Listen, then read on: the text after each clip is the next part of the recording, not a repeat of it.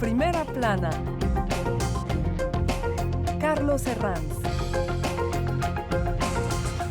Bienvenidos en Primera Plana, un programa de Radio Francia Internacional y de France 24. Esta semana ponemos el foco en el balotaje en Colombia el próximo 21 de junio entre el ultra de la Espriella y el izquierdista Cepeda, y una campaña muy polarizada. Nos acompañan 4 invitados en este estudio que ya les presento. Karen Viviana Laverde es profesora de Derecho y Relaciones Internacionales. Margot Loisillon es periodista en France 24, ex corresponsal en Bogotá. Nos acompaña también David Durán Hernández, abogado franco-colombiano especializado en ética de los negocios. Y Mathilde Alain, que es investigadora del Instituto de Altos Estudios de América Latina y en el Centro de Investigación y Documentación para las Américas. Colombia, el balotaje esta semana en Primera Plana. Comenzamos. El candidato derechista Abelardo de la Espriella y el izquierdista Iván Cepeda disputarán un balotaje presidencial en Colombia el día 21 de junio en un escenario de máxima polarización y desenlace incierto. De la Espriella, abogado y outsider de la política que promete un giro radical en el gobierno del país, dio la sorpresa ganando en la primera vuelta, y la derecha ahora hace unión apoyando su candidatura. El desconcierto parece mayor en la izquierda, con las continuas interferencias del presidente Petro en la campaña de Cepeda. Precisamente una orden de suspensión contra Petro ha tensado aún más la ya empantanada campaña colombiana, también por otros asuntos como el uso de símbolos patrios o las acusaciones de la Espriella por presuntos vínculos con grupos paramilitares. Repasemos lo que dice la prensa. El País. Petro se roba los focos de la campaña presidencial. El mandatario colombiano se salta la prohibición para participar en política electoral pese a los intentos de Cepeda de desmarcarse. Wall Street Journal ha llevado a de la Espriella, le llama tigre de la extrema derecha colombiana, que provoca la sorpresa al clasificarse primero para esta segunda vuelta. Y este artículo de La Silla Vacía apunta que los influencers fueron clave para atraer el voto a última hora de la campaña de la Espriella. Bueno, mucho que analizar ese duelo de la Espriella a Cepeda. Les pregunto ya de primeras, ¿qué factores, Karen, van a definir este duelo en Colombia? Bueno, difícil, ¿no? Pienso que el resultado de la primera vuelta dejó muy fuera de base al candidato Cepeda y a su campaña. Como que quedó no solamente desmoralizado, sino también sin estrategia. Tal vez estaban muy convencidos de lo que decían las encuestas, de sus resultados el 8 de marzo, del resultado de la consulta de Cepeda en octubre del año pasado, y estuvieron una relajados. Campaña conservadora. Muy conservadora, no se alió con absolutamente nadie, solamente le habló a las personas de la izquierda misma. A su propio público. A su propio público, y definitivamente no fue suficiente. Pero lo más grave es que no hay reacción. ¿Sí? Uno hubiera esperado de pronto que se hubiera puesto en la tarea de convencer al centro o a los indecisos, pero no hay absolutamente nada de eso. Ayer citó a una rueda de prensa y todos quedamos expectantes. Bueno, por fin va a haber algo que va a mover esta campaña, y es una denuncia penal contra Abelardo de la Espriella. Y no nos podemos quedar en denuncia tras denuncia. La gente está esperando propuestas, la gente está esperando un debate, es verdad, debate al que Cepeda le huyó en toda la primera vuelta, pues porque iba de primero, y ahora está suplicando tenerlo. Fíjate cómo se voltean las cosas. Dar un paso para adelante, y puede que sea demasiado tarde, no sabemos, en el caso de la izquierda. Lo que parece que es cierto es que esto que llaman en política la dinámica de la campaña, parece que es favorable a la derecha. Esto que llamamos la dinámica, ¿no, Margot? Pues sí, y es un poco para completar un poco lo que tú decías, Cepeda seguramente falló de arrancar esa campaña siendo el favorito. Entonces, pues se imaginaba que iba a llegar de primero, y de repente, pues la segunda vuelta muestra que no es el plan. Y creo que a la Espriella, que al principio no estaba tanto en la mirada de todo el mundo, le favoreció y pudo decir lo que le daba la gana, porque no tenía nada que perder. Mientras Cepeda siempre tuvo algo que perder. Bajar, y pues bajar en el puntaje, lo que le pasó. Entonces, yo creo que de la Espriella pudo hacer una campaña muy, muy libremente, lo que quizás no hizo Cepeda tanto por las cifras que ya tenía él, y también no vamos a negar la presencia de Petro. Y el legado del petrismo, que es lo que decía Felipe González, el expresidente español, un jarrón chino, que no sabes muy bien dónde ubicarlo y si se va a caer, si te va a favorecer y cómo... Y al final, para concluir, diría, ojo, que Petro siempre fue un presidente un poco fuera de la caja. O sea, de que Petro es un presidente o sea, muy difícil de clasificar, siempre ha sido el caso. Ujú. Y lo fue hace 4 años cuando fue la campaña de Petro. Pues Ujú. ahora Petro sigue siendo Petro. David, ¿se percibe una unión más férrea en la derecha detrás de la Espriella? ¿Es gracias al candidato en sí mismo o es el antipetrismo lo que hace de pegamento? Indudablemente es el antipetrismo. Digamos que el proyecto de Abelardo de la Espriella no está estructurado, no se conocen las propuestas, hay un folleto que dice que es programa de gobierno que corresponde a 13 páginas de muchos colores, flores y lemas casi que religiosos. Los programas dicen que están en curso de elaboración por grandes expertos, pero nadie sabe a qué se refiere. Y si se le pregunta al votante de Abelardo de la Espriella promedio cuáles son las 5 propuestas principales, está en incapacidad de comunicarlas. Lo cierto es que el gobierno del presidente Petro desgastó finalmente las instituciones y muchas de las personas que consideran que no fue suficiente, que hizo mal o que hizo demasiado, en este momento consideran que no es una opción viable y por eso deciden votar por un proyecto o un no proyecto como el de Abelardo de la Espriella. Matilde, ¿un antipetrismo que moviliza más y favorece a la derecha? Sí, claro, porque la derecha durante 4 años estuvo muy dividida. Cuando llegó Petro al poder, la derecha tuvo que aprender a ocupar un puesto que nunca había ocupado en la historia de Colombia, es decir, ser en la oposición, ser de la oposición. Y no se han podido unir. Hemos visto una campaña difícil durante las primarias, con muchos candidatos, con muchas divisiones internas de la derecha. Y ahora vemos que hay un nuevo candidato fuera de las primarias de la derecha que aparece y que finalmente, bajo su nombre, va a unir esa derecha antipetrista. Y creo que es el principal ganador de esas elecciones es el antipetrismo. Y ante este escenario de polarización llega la judicialización de la campaña con un montón de asuntos. Vamos a ver los que podemos tratar. Hay 2 debates legales que afectan a cada uno de los 2 campos que empantanan la ya de por sí polarizada campaña colombiana. Suspender al presidente y suspender los símbolos de Colombia. Una congresista y un magistrado han tomado decisiones cuestionadas por su base jurídica, que nadie acata, por cierto, pero sí abren el debate en sí. ¿Cómo ven esta judicialización en la que ha entrado la campaña, Karen? Bueno, con respecto al tema de los símbolos patrios, ¿sí? Por ejemplo, sí existe un impedimento legal para hacer campaña con ellos. ¿Sí? Recordemos que de la Espriella ha salido siempre con la Sí, camiseta de la selección, pero también el escudo. Bueno, lo de la camiseta de la selección está resuelto, está permitido, esa medida cautelar fue revocada. De acuerdo. Pero persiste el tema de los símbolos patrios, ¿sí? Entonces, hay una decisión, hay una acción de tutela que le ordena retirar toda su campaña en donde está relacionando estos símbolos, pero su reacción, la de Delia Espriella, es desconocer esta decisión. Y para mí eso me parece gravísimo, ¿sí? Porque tú no te puedes ufanar de defender el Estado del Derecho y al mismo tiempo no cumplir los fallos judiciales. Y él se ufana mucho de que es defensor de la Constitución y del Estado de Derecho y no es así. 2, respecto a lo de Petro, que está haciendo campaña, indiscutiblemente Que es eso lo ilegal. prohíbe la Constitución, Claro ¿no? que sí, Que un también lo presidente prohíbe haga la campaña. Constitución. Pero hay una pequeña diferencia. La congresista que pretende que suspender a Petro del cargo no tiene competencia para hacer Es el esa Senado, sustancia. ¿no? Entendemos que Tiene no- que radicar su ponencia, estudiarse en su Cámara, pasar al Senado y votarse en el Senado. Ella lo que cometió fue un delito, ¿sí? Ahora está anulado porque eso es un prevaricato fragante, es una decisión contra la ley muy fragante y en nada le afecta a Petro, quien podrá continuar tranquilamente haciendo campaña. si lo Preguntemos quiere. también al abogado. Una judicialización de la campaña, pero que muchas de estas decisiones tienen más que ver con pólvora para la propia campaña que un recorrido judicial que vayan a tener, ¿no? Exactamente, hay una gran paradoja en esta campaña y es que los candidatos utilizan los medios judiciales para vehicular denuncias, señalamientos y a la vez los desconocen abiertamente.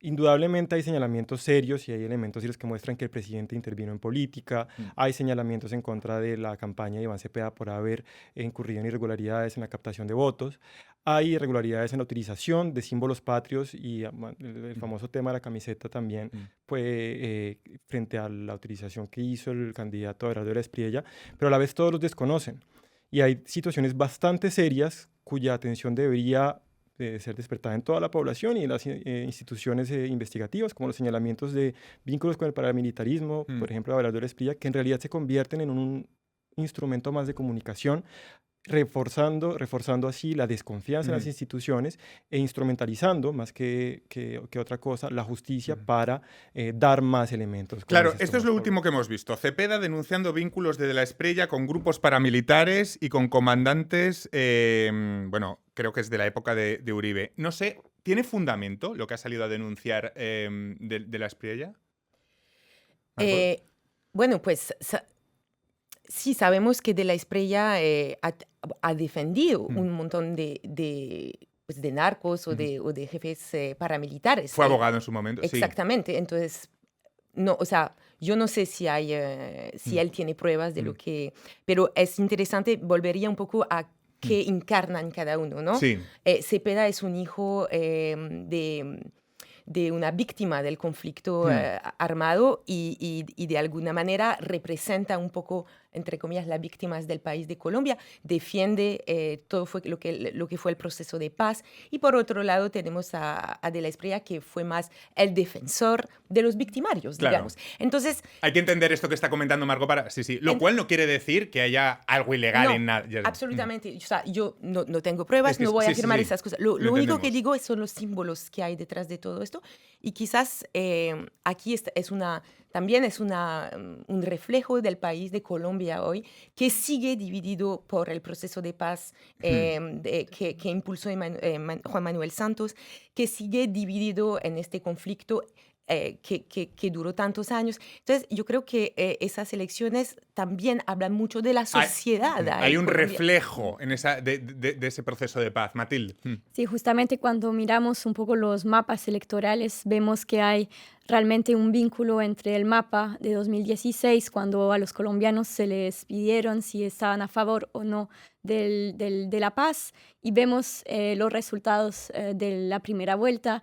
Hay realmente territorios que siguen a favor de Cepeda, que sí votaron por la paz, al contrario de otros que se siguen oponiendo a la paz, y que también esas voces la encontramos más del lado de la Espriella y de la derecha en general. El tema de la paz ha sido central también porque es uno de los puntos más débiles del mandato de Gustavo Petro, porque recordamos que el primer punto, si hay algo de que se habla de programa, se habla de seguridad. Eso no es propio de Colombia, pero sí se habla de seguridad, de orden, de construir megacárceles, etc. Algo que cambia por completo como llegó Petro al poder, con ese programa de paz total que luego fracasó.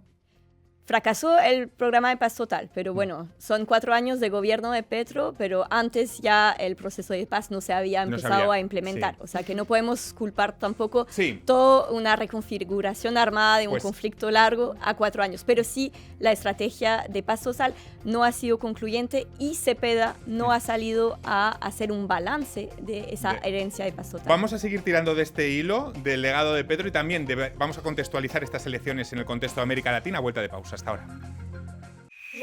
Ellos observan, alertan, testifican, filman, fotografían. Son la voz de los que no la tienen. Son sus ojos alrededor del mundo. Los Observadores, una red de 5.000 ciudadanos comprometidos junto con France 24. Imágenes y testimonios de aficionados verificados por nuestros periodistas, transmitidos cada semana. Acompáñenme en Los Observadores por France 24 y france24.com. Para comprender mejor el mundo, es indispensable sumergirse en él. De Buenos Aires a Beirut, pasando por Kinshasa, Kiev o Washington. Los corresponsales de France 24 están en todas partes. 200 corresponsales que viven cerca de usted. Su misión, informarle en todo el mundo y a cualquier hora del día. Información objetiva, seria, fiable e independiente. Hechos verificados. Noticias falsas desenmascaradas. France 24. Estamos aquí, estamos allí y allá para informarle. En primera plana esta semana, hablando del balotaje en Colombia del próximo 21 de junio, ya saben, de la Espriella contra Cepeda. Lo hacemos en esta mesa con la profesora de Derecho Karen Viviana Laverde, con Margot Loisillon, compañera de France 24, es corresponsal en Bogotá, con el abogado David Durán Hernández y con Matilde Adam, investigadora del Instituto de Altos Estudios de América Latina. Antes de ir a la pausa estábamos comparando esas campañas. Mirando ahora a la izquierda, hablábamos de la posición, el rol del presidente Petro en esta campaña, que en teoría no podría hacer política. Hemos hablado de todos los asuntos judiciales de la campaña. ¿Estas interferencias de Petro en campaña son un lastre o un activo para Cepeda, para el candidato Cepeda? Porque muchas veces, visto desde fuera, se confunde quién es el candidato realmente. Karen. Depende, porque hay que reconocer que el presidente Petro tiene una favorabilidad altísima. Y más aún estando en el último trayecto para acabar su gobierno. Un carisma importante, ¿no? Es decir, él casi llega al 50%. Eso es importante, es decir, tiene una imagen positiva en gran parte de la población. ¿Por qué no aprovecharlo? Entonces lo hace. Pero al mismo tiempo pienso que ese porcentaje ya está, ¿sí? Ahí es que recuperar, como lo decíamos al inicio, los indecisos, convencer al contrario.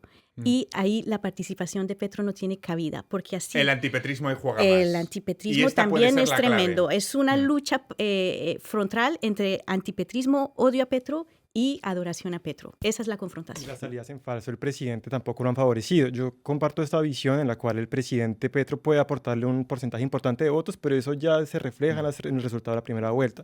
Las salidas en falso, a empezar por las denuncias de fraude electoral. Sí, que saliera Petro, el presidente, a cuestionar los resultados, esto es un error para la izquierda, ¿no? Es inédito, es inaudito y en realidad parece ser más fuego amigo que un apoyo real a la campaña. Entonces yo creo que es más un lastre para la izquierda, para la campaña del candidato Cepeda, que una ventaja en estos momentos. Cepeda parece que entre las dos vueltas está dando ciertos signos de intentar recular, de intentar hacer cambios en la campaña y desvincularse en ciertas formas de Petro. ¿Hasta qué punto lo está consiguiendo, Matilde? Yo creo que Cepeda está apenas entrando en campaña. Ese es el problema para la izquierda. Llega un poquito tarde. Llega un poco tarde. Tiene que repensar su estrategia digital, tiene que repensar su forma de dar discursos, tiene que repensar sus acercamientos hacia el centro y tiene que pensar una estrategia para justamente ver qué puede convencer al electorado más moderado, el que no está dispuesto a votar por De la Espriella. Y eso lo tiene que pensar ya porque ya se está acabando el tiempo. Esto, no sé si le pasa a ustedes, pero a mí me recuerda un poco las elecciones de hace 4 años. Hace 4 años teníamos a Petro y era la primera vez que la izquierda estaba ahí tan cerca del poder y enfrente... Rodolfo Hernández, un outsider de la política colombiana. Un outsider total. Que en esta época me acuerdo que lo llamábamos el Trump tropical. Sí. El alcalde de Bucaramanga, ¿no? Exactamente. Y era un outsider y entonces, pues... Finalmente, Hernández en esta época, yo creo que él mismo fue lo más sorprendido de llegar hasta donde llegó, pero es como si era un poco la misma historia que se repetía, pero esta vez el outsider ha aprendido perfectamente de los errores del pasado, y el outsider viene con toda. Y creo que ahí Cepeda tiene una desventaja, es que está haciendo política como se hace política desde hace muchos años, y De la Espriella ha entendido que así no se hace la política. Hay algo un poco aburrido, permítame decirlo, con Cepeda, muy tradicional, y De la Espriella llega con los nuevos... Hay como más pasión, ¿no? Hay algo que vibra más. Y hay nuevas herramientas que él utiliza perfectamente, redes sociales. Hoy en día no se hace política a través de la prensa tradicional, lastimosamente para nosotros, para yo como periodista. Y pues es un youtuber, un streamer, Westcol, 25 años, que de repente hace que le da voz a De la Espriella y tiene votos de una manera sin hacer contrapreguntas, sin cuestionar absolutamente nada. Pero y digamos, es un Rodolfo Hernández, estoy de acuerdo, pero tiene las maquinarias políticas, tiene los apoyos y las redes políticas que no tenía Rodolfo Hernández en el momento de hacer campaña en segunda vuelta hace 4 años. Sin embargo, el 61% de los votos que tuvo De la Espriella es de la población mayor. ¿Sí? Uno pensaría que fueron los jóvenes los que votaron por De la Espriella y no. Los jóvenes siguieron con Cepeda. Pero de todas formas comparto tu visión. Es una campaña insípida, la campaña de Cepeda. Por el contrario, De la Espriella para marketing y publicidad me le quito el sombrero. Nuevamente, de alguna manera, lo que hizo fue concentrarse y hacer campaña frente a aquellos que ya iban a votar por él desde el principio. Las personas que van a un meeting son personas que creen en un proyecto y que están comprometidas con para su propia parroquia, sin llegar a otros. ¿Y qué pasa con esos votantes centristas? Es decir, vamos a llamarlo el fajardismo. No sé si cada vez es un territorio más pequeño en Colombia, en este escenario polarizado. ¿Hacia dónde van esos votos? Pues es muy difícil porque recibieron ataques sistemáticos bastante duros y tanto políticos como personales como cotidianos por parte de los dos bandos. Entonces, la primera vuelta el centro era un enemigo, eran los tibios, eran los que carecían de criterio, y en la segunda vuelta se vuelven el santo grial para lograr obtener votos y tal vez cambiar el resultado. A mí me parece un poco egoísta la posición del centro cuando alegan, no, es que no decido mi voto porque me han insultado durante meses, durante años. ¿Sí? Es decir, estamos hablando del destino del país. ¿Sí? Hay que tomar una decisión.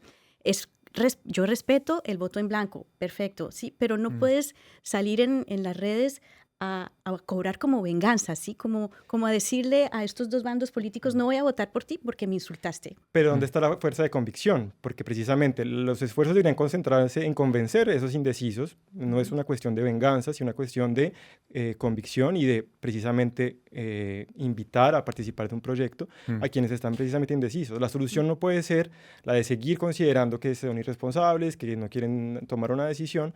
El objetivo más bien es buscar la manera de que un campo del otro y que tomen una decisión. La decisión de Cepeda de desmarcarse de la iniciativa de la constituyente de Petro, cuando antes era mucho más ambiguo, ¿va en este sentido? De intentar recuperar este margen del centro. ¿Esta decisión sí que va en ese sentido, Karen? Es una solicitud reiterada que se ha hecho por parte del centro de retirar este proyecto de constituyente que él habla más bien de un acuerdo nacional, ¿sí? Hay mucho temor en una constituyente en Colombia porque eso fue lo que pasó en Venezuela, ¿no? Seguimos allí con el estigma de Venezuela. Entonces los venezolanos te dicen, si hay constituyente, vete del país. Entonces la gente le tiene pánico a una constituyente y no me parece que sea lo correcto. En ocasiones podría ser necesaria, pienso que es necesaria una constituyente. Y al margen de la constituyente, lo cierto es que si bien el candidato Abelardo Esprilla nunca ha pronunciado esta palabra de forma explícita y reiterada, sus propuestas buscan desmontar el Estado Social de Derecho que es la República de Colombia, es el artículo 1 de la Constitución, cuando dice que sale del Sistema Interamericano de Derechos Humanos, cuando dice que va a salir de la ONU, cuando tratados internacionales que hacen parte de la Constitución los ataca sistemáticamente, también atacan institucionalidad y no ha moderado el discurso en ese sentido. Vamos a abrir el foco sobre estas elecciones, porque aparte de las dinámicas puramente colombianas, hay una panamericana favorable a De la Espriella, una ola conservadora que llevamos meses narrando de América Latina que impulsa esta campaña, Marco. Pues sí, y hace poco hablaba de Hernández y de hace 4 años cuando lo comparábamos con Trump, pues hay un nuevo Trump. O sea, desde hace 4 años volvió Trump y volvió muchísimo más fuerte. Y con una visión hacia Latinoamérica muchísimo más, digamos, clara, yo diría, con la doctrina Monroe que reconvirtió en Dunroe. De lo que yo sepa, Trump no se posicionó hasta la primera vuelta, pero ahora sí, y pues sostiene a De la Espriella. Recordemos aquel enfrentamiento tan duro con el presidente Petro que luego el petrismo lo presentó, la visita a la Casa Blanca, como un activo, ¿no? Como viró también claro, el propio petrismo con respecto a este asunto. Que ya Petro era el great guy. Sí. Y bueno, sí, o sea, digamos que estas elecciones para la administración Trump, el apoyo a De la Espriella es completamente lógico y dibuja una Latinoamérica en la cual vamos a ver en el próximo 21 de junio si porque en este momento Colombia es una isla en Latinoamérica con un gobierno de izquierda.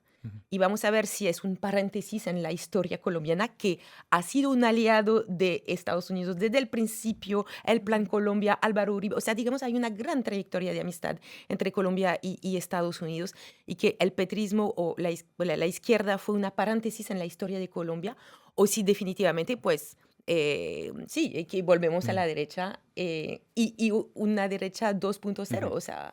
Pues comparando con otros mandatarios, les pregunto si Bukele sería el mandatario más homologable a De la Espriella, por programa, por lo que estamos viendo, también por el tema de redes que comentábamos antes, por la comunicación política. Matilde, ¿Bukele sería lo más comparable? Yo creo que se está nutriendo de tres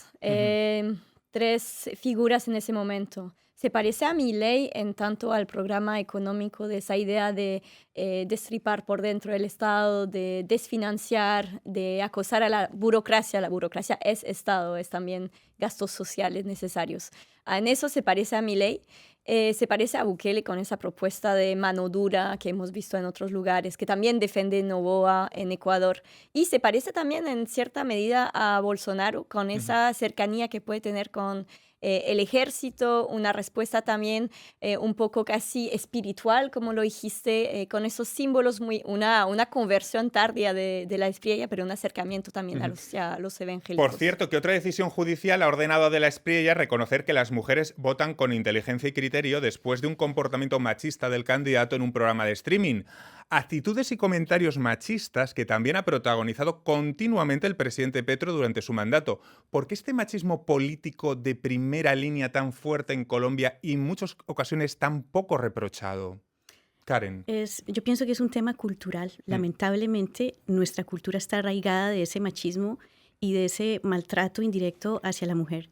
A mí me aterra ver la posición de las mujeres francesas frente a este acto de la Espriella en una emisión radial. Es inaceptable. Es inaceptable. Pero la reacción de ella es continuar allí, es aceptar, es sentirse mal y guardárselo. ¿Sí? No lo dice. O sea, para mí, cuidado, porque Trump pasó exactamente lo mismo en Estados Unidos. Sí. Entonces, no es una cuestión latinoamericana. Hay que tener mucho cuidado con una ola macho alfa sí, y que hay una masculinización exactamente. De la política. Y digamos, en las comparaciones que estabas haciendo, no me acuerdo el nombrecito de Milei, pero el de después el tigre. Entonces, el león. El león. Me había olvidado. Tenemos el león y el tigre y bueno, y el animalito. O sea, es una nueva posición también de una postura masculina de hacer política que... Con una agenda antiderechos, hay que decirlo. No es solamente retórico para la extrema derecha y la derecha en América Latina, es en contra del matrimonio homosexual, en contra del aborto, y hay una ola bastante fuerte Quizá, en ese claro, sentido. Visto este panorama, la pregunta es, el día 21, ¿cómo va a lograr el ganador gobernar a toda Colombia? Sobre todo dirigirse a la otra mitad de Colombia, gane quien gane. Esto va a ser lo más complicado a partir del día 21. Va a ser muy complicado, primero, que el candidato perdedor reconozca el resultado, porque vimos que en la primera vuelta no está en el orden del día, y segundo, el país está completamente polarizado, fragmentado, y gobernar va a ser un verdadero reto, sobre todo con lo que se viene. Me quedo sin tiempo para más. Ha sido un placer y muy interesante tenerles hoy a los cuatro analizando el balotaje en Colombia del próximo 21. Muchas gracias y hasta la próxima semana.